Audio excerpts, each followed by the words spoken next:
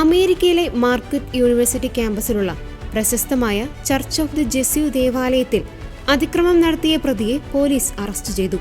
ബുധനാഴ്ച രാവിലെ 8 മണിയോടെയാണ് 29-കാരനായ യുവാവിനെ പോലീസ് പിടികൂടിയത്. ദേവാലയത്തിന്റെ മുകൾ നിലയിലുള്ള പ്രാർത്ഥനാ മുറിയിലും താഴത്തെ നിലയിലുമാണ് അതിക്രമം നടന്നത്. ദേവാലയത്തിലെ വിശുദ്ധരുടെ രൂപങ്ങൾ തകർക്കുകയും മേശകൾ മറിച്ചിടുകയും മെഴുകുതിരികൾ നിലത്ത് വലിച്ചെറിയുകയും ചെയ്തു.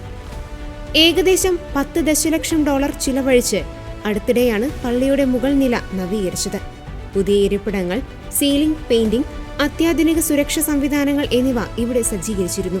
ഇതിനിടയിലാണ് ഈ ദാരുണമായ സംഭവം നടന്നത്. യൂണിവേഴ്സിറ്റിയുമായി യാതൊരു ബന്ധവുമില്ലാത്ത വ്യക്തിയാണ് അതിക്രമം നടത്തിയതെന്ന് മാർക്വറ്റ് യൂണിവേഴ്സിറ്റി അധികൃതർ പ്രസ്താവനയിൽ അറിയിച്ചു. ഈ പ്രതിസന്ധി ഘട്ടത്തിൽ ഇടവകയ്ക്ക് പൂർണ്ണ പിന്തുണ നൽകുമെന്നും അധികൃതർ വ്യക്തമാക്കി.